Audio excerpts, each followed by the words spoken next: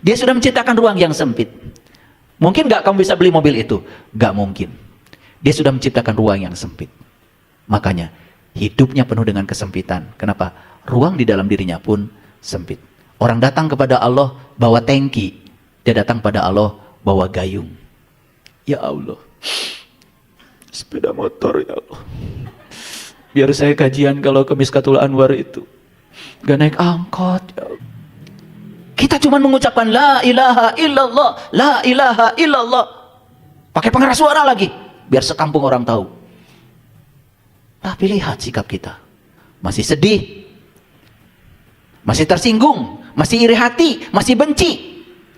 Bagaimana orang yang sudah manunggal dengan Tuhan masih punya sifat seperti itu? Masih Quran dikatakan, boleh jadi kamu menyukai sesuatu, padahal itu amat buruk bagi kamu. Makanya kita itu tidak usah suka ini, tidak suka itu. Udah terima aja semua. Percaya di balik semua itu adalah ada kebaikan dari Allah. Makanya kita sebenarnya disuruh untuk tidak memilih.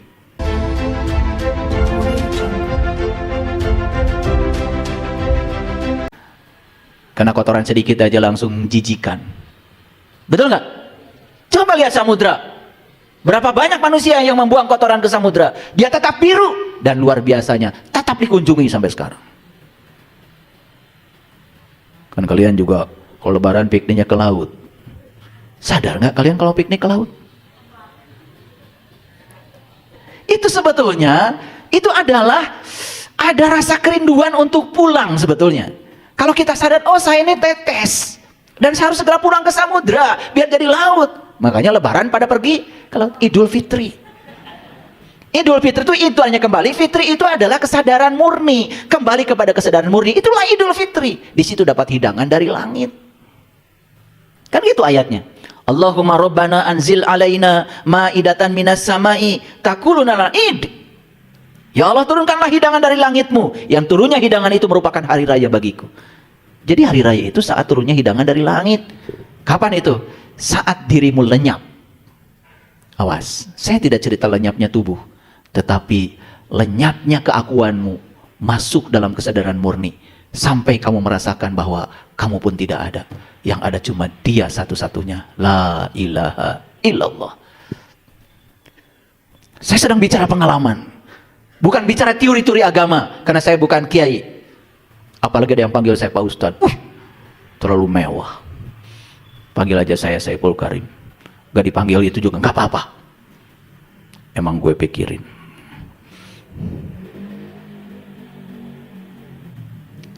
Kita cuma mengucapkan la ilaha illallah, la ilaha illallah. Pakai pengeras suara lagi biar sekampung orang tahu. Tapi lihat sikap kita. Masih sedih, masih tersinggung, masih iri hati, masih benci. Bagaimana orang yang sudah manunggal dengan Tuhan masih punya sifat seperti itu? Masih menghujat, masih tidak suka perbedaan. Bagaimana orang yang sudah kembali kepada Tuhan masih seperti itu? Itu bukti bahwa sebetulnya dia belum kemana-mana, belum pulang.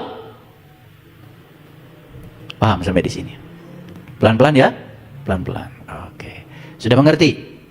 Sudah. Jadi ada orang yang tidak cocok dengan kita, tersinggung, belum pulang. Ada orang yang berbeda dengan kita, kita marah, belum pulang. Kalau sudah pulang itu dia sudah menjadi ruang. Dan ruang itu semakin luas ruangnya, semakin bisa menampung apapun. Betul? Coba, rumah kita sempit, tipe 21. 2 meter kali 1 meter maksudnya. Bisa nampung meja nggak?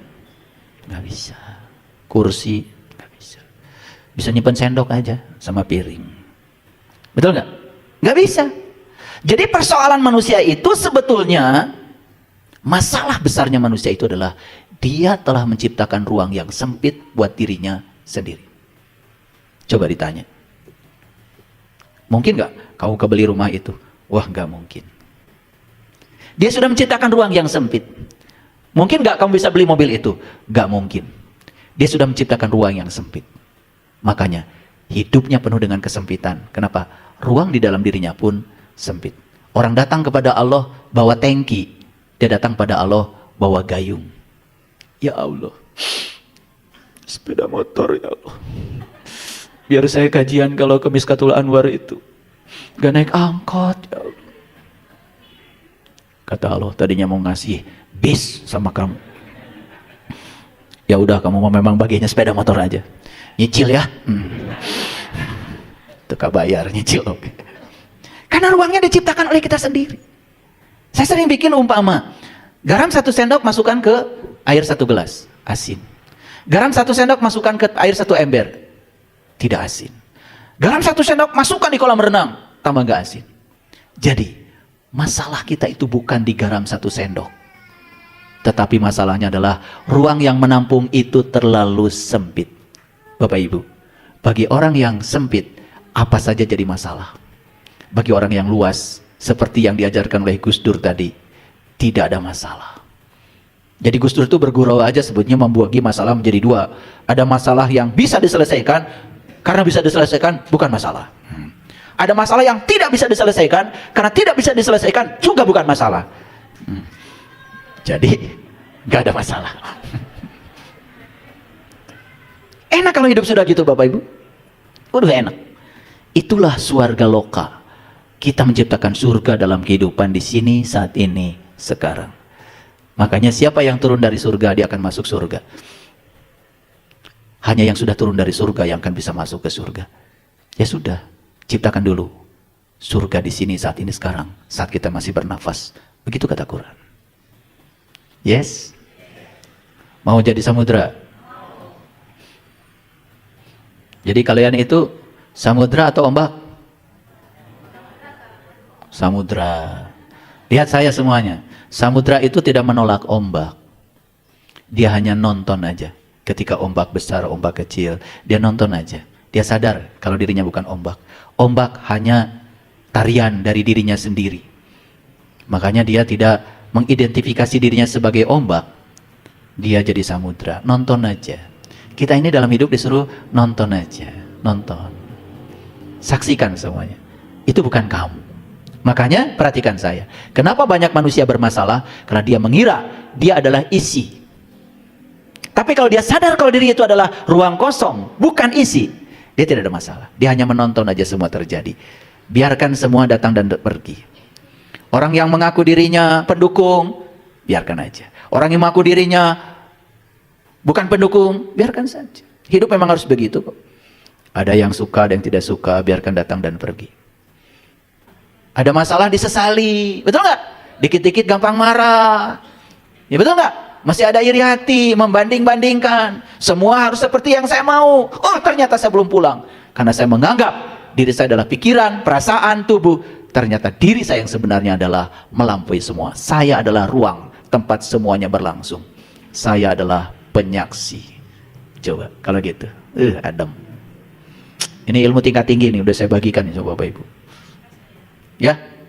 Pernah dengar kajian sini? Kayak gini? Ya pernah sekarang di sini.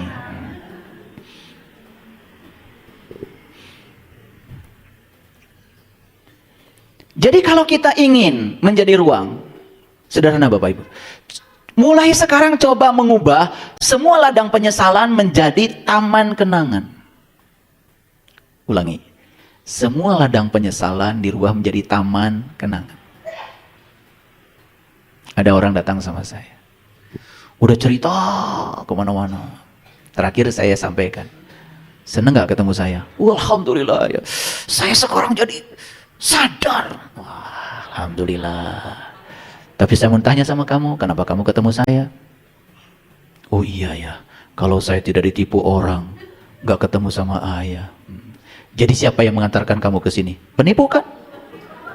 Benci banget ya kamu sama penipu. Sekarang kamu WA, terima kasih penipu. Kalau saya tidak ditipu kamu, saya tidak mungkin ketemu. Tidak mungkin belajar ini. Terkadang yang mengantarkan kita itu sesuatu yang kita tidak suka. Tapi kita tidak sadar. Pernah dengar gak? Ada orang terbunuh karena hartanya. Si maling ini masuk rumah. Dan maling pasti masuk rumah, gak mungkin masuk rumah kosong. Gak mungkin juga masuk rumah yang tidak ada isinya. Pasti dia mencari sesuatu. Betul gak? Dia sebenarnya niatnya mau cari uang di rumah itu. Karena dia percaya di rumah itu ada uang. Apa yang terjadi? Dia niatnya mau cari uang. Setelah uang dapat, ketahuan sama yang punya uang. Akhirnya tidak punya niat membunuh yang punya uang. Yang punya uang dia bunuh karena takut ketahuan. Apa yang terjadi? Terbunuhlah orang yang punya uang. Dia terbunuh oleh uangnya sendiri. Itu yang di Quran dikatakan, boleh jadi kamu menyukai sesuatu, padahal itu amat buruk bagi kamu. Makanya kita itu tidak usah suka ini, tidak suka itu. Udah terima aja semua. Percaya di balik semua itu adalah ada kebaikan dari Allah. Makanya kita sebenarnya disuruh untuk tidak memilih. Coba, kalau disuruh memilih Bapak Ibu, memilih yang disukai atau yang tidak disukai? Yang disukai. Apakah Bapak Ibu tahu di balik yang disukai itu ada berkah? Tidak tahu. Tapi kenapa kita maksa selalu ingin yang kita suka? Makanya Allah berulang kali mengatakan di Quran, boleh jadi kamu membenci sesuatu padahal itu amat baik bagi kamu. Boleh jadi kamu menyukai sesuatu padahal itu amat buruk bagi kamu. Wallahu ya'lamu. Aku adalah Allah yang Maha tahu. Wa antum la ya'lamun. Ente itu nggak tahu. Tapi sok. Jadi yang masih memilih dalam hidup belum jadi samudra, belum jadi langit, belum jadi layar. Lihat saya semuanya. Kalau kalian yang kecil-kecil aja sudah bisa menerima pasanganmu hari ini apa adanya. Lepaskan semua penilaian baik buruk. Lepaskan penilaian senang dan tidak senang. Mantranya cuma satu. Oh, untuk ini aku lahir ke dunia ini. Untuk ketemu pasanganku yang hebat ini. Yang unik ini. Dan siapa yang menarik pasangan kita? Siapa? Dirimu sendiri. Data yang ada dalam diri kita yang menarik itu. Sehingga ketika kita dipersatukan, sebetulnya kita ini sedang saling melunasi karma kita masing-masing. Stop menolak. Selesai bayar utang. Dan kita tidak bikin utang baru. Tapi penolakan selalu menimbulkan utang lama tidak selesai, utang baru terus diciptakan terus menerus. Paham sampai sini? Oleh karena itu maka jangan menyingkirkan kesadaran dari tahta sebagai raja. Biarkan sang kesadaran menjadi tahta, menjadi raja. Jangan diungkit-ungkit dari tahtanya kesadaran itu. Biarkan dia jadi raja. Selama ini yang jadi raja siapa?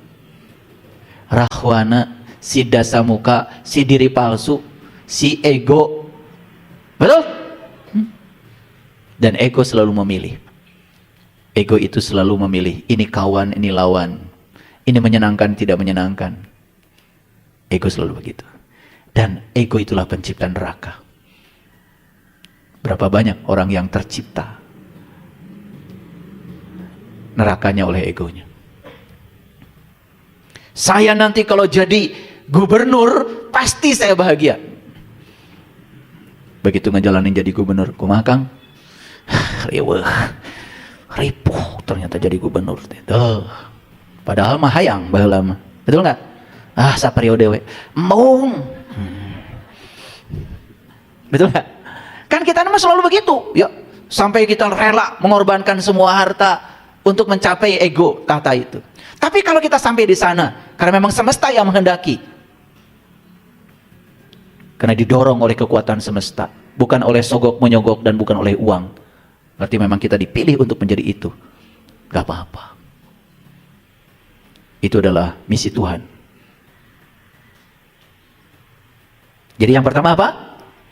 Singkirkan ego. Biarkan sang kesadaran menjadi raja. Tahtanya jangan diungkit-ungkit dalam diri kita.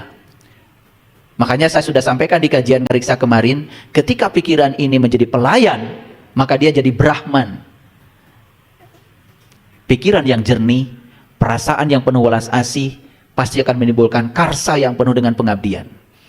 Pikiran yang kotor, perasaan yang penuh dengan kebencian, pasti akan menghasilkan perpecahan. Lihat saja. Yang kedua, ubah sudut pandang terhadap kehidupan. Ubah sudut pandang terhadap kehidupan. Karena masalah besar manusia itu bukan kehidupan. Sudut pandang dia terhadap kehidupan, itu masalah besar kita. Masalah kita bukan di luar, di sini, di dalam. Yang ketiga, lepaskan diri kita dari dualitas. Kapan itu? Kalau kita bisa melepaskan keakuan, lenyapkan diri kita Yang ada cuma sang kesadaran. Tidak ada dualitas. Nabi Musa disuruh memasuki Al-Muqaddasi Tua. Diundang oleh Allah di surat Toha. Apa yang diperintahkan Allah pada Musa? Hai Musa, lepaskan dulu kedua terompahmu. Dan kini kamu baru boleh masuk ke Al-Muqaddasi Tua. Tempat suci yang tua. Itulah tempat asal kita. Jadi untuk pulang itu harus melepaskan kedua terompah. Coba Bapak Ibu sekarang kita tiap hari terjebak oleh dualitas itu. Suka tidak suka, waduh, capek hidup seperti itu. Kapan kalian mau tersenyum? Ya, coba lepaskan semuanya, bisa tersenyum. Oh, untuk ini saya lahir ke dunia ini. Dan Dwijati itu, kelahiran yang kedua itu terjadi di setiap ruang dan waktu. Apapun peristiwa yang datang, langsung mantranya, oh, untuk ini saya datang ke dunia ini. Gak ada yang bisa ditolak. Hari ini mungkin kita tidak suka kejadiannya, tetapi besok lusa baru tahu rencana Allah. Oh, ternyata kalau nggak ada kejadian ini, saya tidak mungkin menjadi saya yang hari ini. Yuk, lihat masa lalu kalian. Saya tahu masa lalumu. Tapi jangan pernah menjudge masa lalu. Kenapa? Masa lalulah yang telah berjasa mengantarkan Bapak Ibu ke saat ini, di sini, sekarang. Ada yang diputus, yang tidak disukai di masa lalu, kita tidak sampai di sini. Kalau saya dulu mau ke kota tidak naik truk, dan saya tidak suka itu, saya nggak ada di sini. Kalau saat itu saya nunggu angkutan yang nyaman, tidak mau naik truk, mungkin hari ini saya nggak ada di sini. Memang itu sudah terjadi, itu jalan saya. Makanya saya cuman menggunakan mantra yang sederhana. Oh, untuk ini saya hadir di sini. Apapun yang terjadi, mantranya, oh, untuk ini saya ada di sini.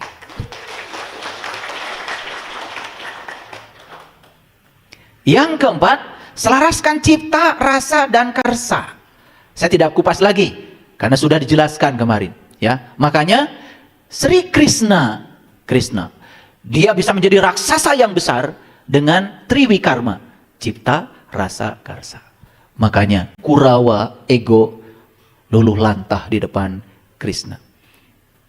Kenapa? Saat melihat Krishna melipat gandakan diri menjadi 1000 kali, tubuhnya menjadi raksasa, Kurawa langsung kalah. Kurawa itu ego, Pandawa itu kesadaran. Jadi sebetulnya kita ini semua bisa menjadi raksasa. Cuman kita selama ini tidak memantaskan diri. Karena kita apa? Dari kecil diajarkan segala keterbatasan. Itu nggak mungkin. Mana mungkin? Selalu begitu. Betul, Bapak Ibu? Saya disuruh jadi mandor di perkebunan teh. Saya lari dari rumah. Saya pengen sekolah. Dan kalau saat itu saya ngikutin apa maunya orang tua, bukan ngikuti apa maunya saya, mungkin saya tidak ada di sini. Karena saya percaya, saya punya cipta sendiri, punya rasa sendiri, punya karsa sendiri, dan saya bisa menjadi raksasa. Maksudnya raksasa adalah saya bisa menciptakan diri saya sebagaimana yang saya dambakan. Tapi kalau saya membiarkan diri saya dikendalikan oleh pihak lain, saya jadi orang lain, saya kehilangan kesempatan menjadi raksasa. Itu sebenarnya pesan dari Mahabharata. Bukan kita diajarkan untuk melipat gandakan fisik. Itu mah cuma tontonan aja. Tapi intinya adalah kita semua bersama Allah yang maha segalanya. Maha pengasih, maha penyayang, maha besar, maha agung, maha luas. Betul? Maha sabar, maha lembut. Betul? Jadi kita bisa menjadi raksasa. Itu. Cipta, rasa, karsanya harus selaras. Dan yang terakhir pesan saya, berhenti menolak. Itulah keheningan. Jadi hening itu bukan diam gini.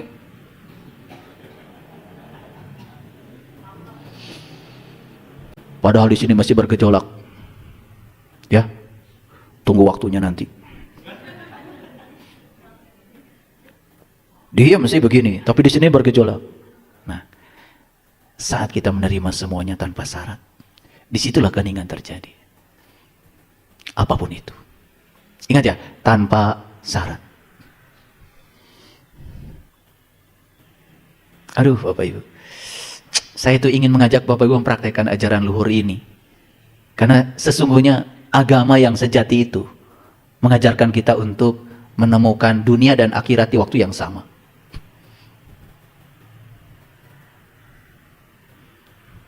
Kecuali agama palsu. Ini dunia, ini akhirat. Gak apa-apa. Di sini kita sengsara. Bagian kita di sana. Agama palsu.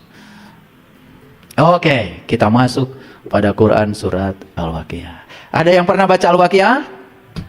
Ada? Apa artinya Al-Waqiah? Hari kiamat. Al-Zilzalah? Hari kiamat. Al-Qari'ah? Hari kiamat. Arabnya beda-beda, terjemahannya sama. Hari kiamat apa? Hancurnya alam semesta. Akhir dari sebuah kehidupan. Kata siapa hidup bisa berakhir? Hidup itu bukannya abadi. Kalau hidup abadi berarti hidup tidak berakhir. Yang berakhir siapa? Yang dihidupi yang berakhir. Tapi yang hidup tidak pernah berakhir. Saya mau nanya Bapak Ibu. Bapak Ibu ini hidup atau yang dihidupi? Hah? Hidup apa yang dihidupi? Tadi jawabannya apa? Yang dihidupi. Lihat saya semuanya. Katanya tadi kita ini laut. Kumaha rimarane? Geus poho deui wae. Tadi katanya saya bukan pikiran, saya bukan perasaan, saya bukan tubuh, saya yang menyaksikan semuanya. Kan begitu tadi katanya. Jadi kita ini hidup atau yang dihidupi? Hidup. Yang dihidupi namanya tubuh. Nah, tubuh ini bukan diri kita. Ini adalah kendaraan yang kita pakai. Kendaraan. Nanti kalau sudah tidak layak pakai ya diganti. Kelamaan tahunnya. Didaur ulang dulu ke bumi. Jadi jeruk dulu, jadi tomat dulu, jadi apel. Nanti nyatu lagi, jadi sperma dari sel telur. Gabung lagi, jadi tubuh lagi. Gitu aja terus. Masuk lagi tuh hidup. Kan hidup abadi. Gimana kalian itu? Jadi kita ini hidup atau yang dihidupi? Tah itu. Tegas ya. Dikira saya ngerti dari tadi saya ngomong itu.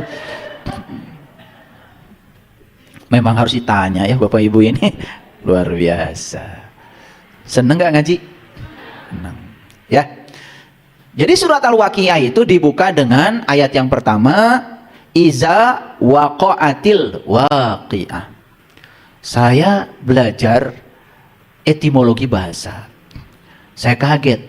Karena Al-Waqiah terjemahannya hari kiamat. Hari kiamat hancurnya alam semesta. Bingung saya. Katanya kiamat itu bangkit. Dalam bahasa Arab kiamat itu artinya bangkit. Tapi semua orang memahami kiamat itu serem. Betul nggak? Memahami kiamat itu hancur. Betul nggak? Dunia ini dihancurkan. Bingung saya, tidak ada. Saya lihat di dalam Al-Quran Allah Maha Penghancur. Di Asmaul Husna nggak ada Allah Maha Penghancur. Allah itu Maha Pembangun. Tangan kita ya naik sepeda motor remuk tuh tangan. Diberesin sama dokter. Disusun lagi. Dokter cuma bisa nyusun aja. Nyambung lagi tuh tulang. Siapa yang menyambungkan? Dokter? Lupa. Dokter itu cuma membantu menyambungkan. Setelah itu tulang itu kemudian jadi nyambung lagi sama siapa coba? Terus hasil operasi itu jahitan, asalnya terbelah, jadi nyatu lagi, siapa yang menyatukan? Siapa? Bukankah sang kehadiran, sang keberadaan yang ada di situ? Jadi Allah itu tidak pernah menghancurkan. Yang menghancurkan kamu. Malah justru Allah itu membangun kembali yang sudah hancur. Jadi ternyata waqiah itu dari kata waqa'a. Ternyata dalam bahasa Arab waqa'a itu artinya jatuh.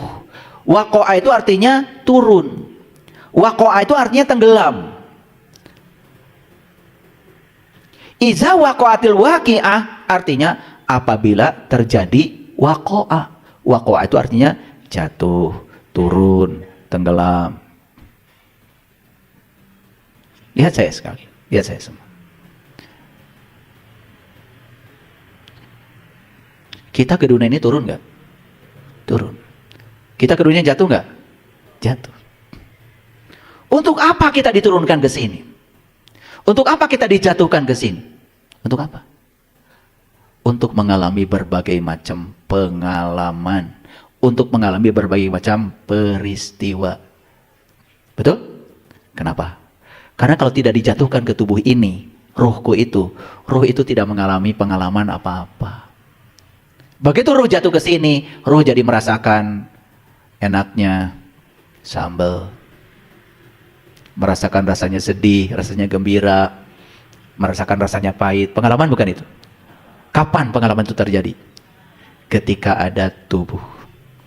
Ketika kita sudah keluar dari tubuh ini, tidak ada kejadian apa-apa. Karena kita mengalami semua pengalaman-pengalaman rasa itu saat ada di tubuh. Oleh karena itu, semua pengalaman rasa terima. Jangan dipilah-pilah. Terima aja. Mewah nggak rasa sedih? Mewah. Nanti nggak akan bisa kalau keluar dari sini sedih. Mewah nggak sakit? Mewah. Mewah nggak gembira? Mewah. Jadi sedih, gembira, judul bukan itu. Kan judul awalnya rasa. Dan oleh kita dipilah-pilah, jadinya kita menolak. Padahal awalnya cuman rasa, itu aja.